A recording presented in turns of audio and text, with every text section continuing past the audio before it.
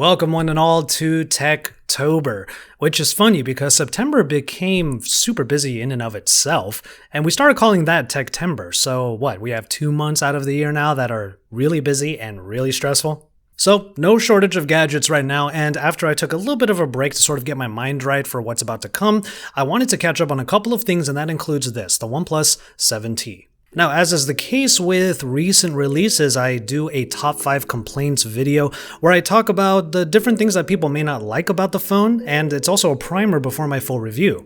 But as I was trying to put together my thoughts on what people might complain about with this phone, I realized it's hard to do so. That might be a bit of a spoiler alert for some of you, but let's go ahead and do this. Let's talk about 5 complaints with this phone, and I will also use them as jumping off points to give my final thoughts on the OnePlus 7T.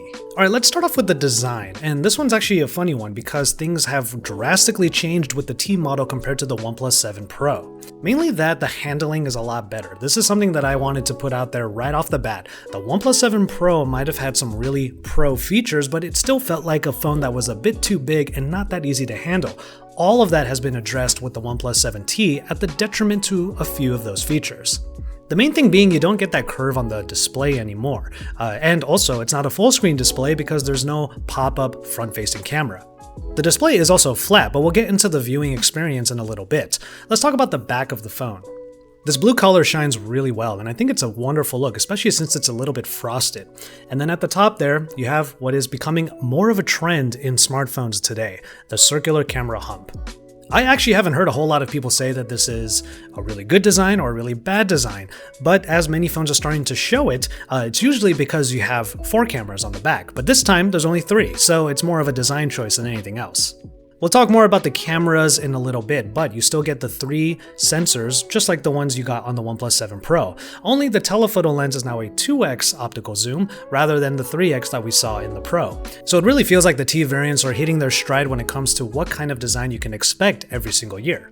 But a few things that were on the Pro variant do come on this new T version, and that starts with the display.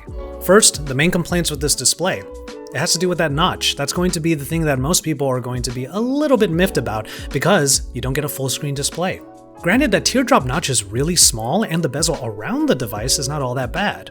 But the other thing is that this display is not Quad HD resolution.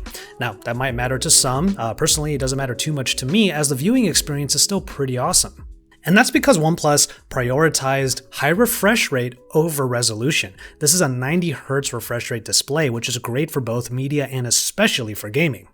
It's just so great to see Oxygen OS, which is itself a very clean version of Android, just glide along this display so beautifully. It's something you kind of get addicted to, and it's not something you can easily put away and go to other phones that don't already have high refresh rate screens. This Fluid AMOLED display, as it is called, does have a bit of a color shift when you look at it at certain angles, mainly that it gets a bit warmer than when you're looking at it dead on. But most of the time you're just looking at it dead on anyway, so when you're enjoying your media, it is ultimately very enjoyable. But we can go ahead and get underneath that surface and talk about the things that this phone kind of lacks.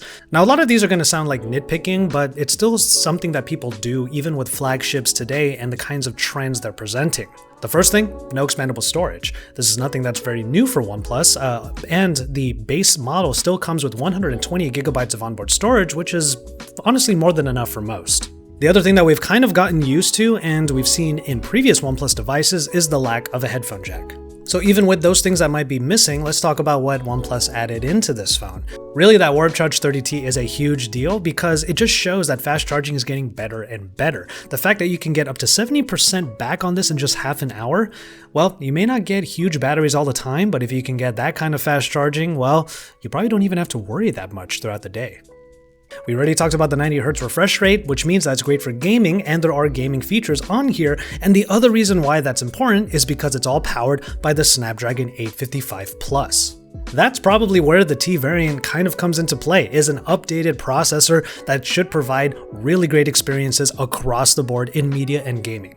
This is where one of my number 1 points about this phone come into play. The fact that you have such great performance in a clean OS like this that is optimized for high performance, and you have this at a really affordable price. This might actually be the most important gaming phone, the most affordable and most accessible gaming phone even, of the moment.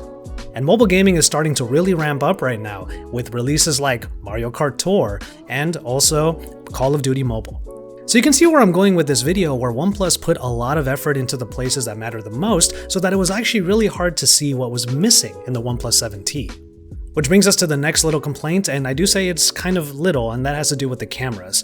Little doesn't mean it's insignificant though, because the cameras on the OnePlus 7T are quite similar to the ones on the OnePlus 7 Pro. However, since the OnePlus 7 Pro was released, there have been some updates. Even just now, I got further updates for the cameras on this phone. If you remember my original initial review of the OnePlus 7 Pro, I did find that the cameras were a bit subpar in terms of quality, and also the fact that you couldn't use all of the lenses in every mode.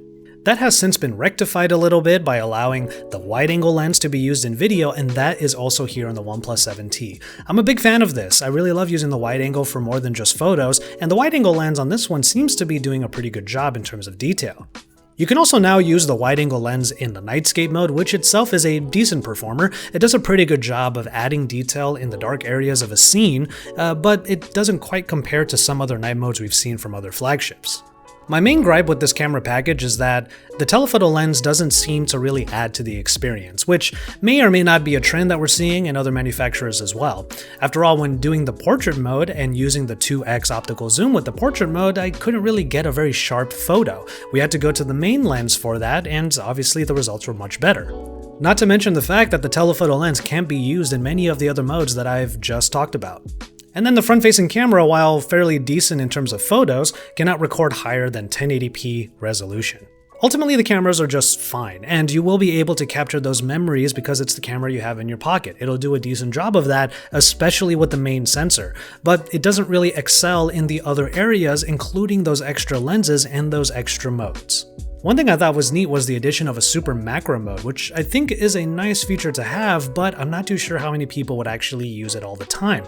If you are one of those people, let me know in the comment sections down below. What I think this actually shows us though is that companies like OnePlus are finding more ways of getting more features out of the sensors we would already have in our phones. Which brings me to my final thought about this device, and it actually has to do with OnePlus as a whole: release cycles. It seems like every manufacturer is finding ways of churning out devices over and over again, and it seems like OnePlus is sort of following that trend. We just got the OnePlus 7 Pro not too long ago, to be honest, and the OnePlus 7 of course, and now we have the T variant, which does provide a few very key enhancements. Now, there is still speculation that the OnePlus 7T Pro might be a thing, but now we are seeing that leaks of the OnePlus 8 have already started. With all of the different dates that OnePlus has for releases throughout the world, and the fact that the OnePlus 8 might actually be more on the horizon than we thought, it's kind of a weird thing to see how OnePlus is sort of overpopulating their ecosystem. Which begs the question, is this the phone that you should be getting right now if you can see that the OnePlus 8 is on its way? Honestly, I have to give OnePlus some props because the OnePlus 7T happens to have a price point that is incredibly competitive. $599 is actually a wonderful price, especially when you consider that the next top tier level smartphones usually start around $699. Not to mention the fact that if you look past the uneven camera experience, you could actually get a phone that is one of the best gaming phones out there right now for its price especially, and you get high performance and really reliable daily usage out of one of OnePlus's smoothest phones yet. Does it have all of the trends that you would expect a high-end flagship to have right now? Not necessarily, but the essentials are done so well on this device that if you realize you don't need those extras, you might have one of the best deals in smartphones yet. So with all of that said, I hope you enjoyed this look at the OnePlus 7T. I did frame it in terms of the top 5 complaints, but I wanted to use that as the jumping off point because honestly, it was hard to think of those 5 things here. Let me know what you like most about it, and if there's anything missing in this device that you actually want to gripe about, then go ahead and get into the comment sections and let's have that discussion. From there, you can subscribe to my channel if you haven't already. Don't forget to drop some thumbs up on my videos, and stick around for more because Techtober is officially underway. With all of that said though, I'm going to go ahead and call it on this one. Thank you once again for watching, and I would just remind you to enjoy your tea, everybody.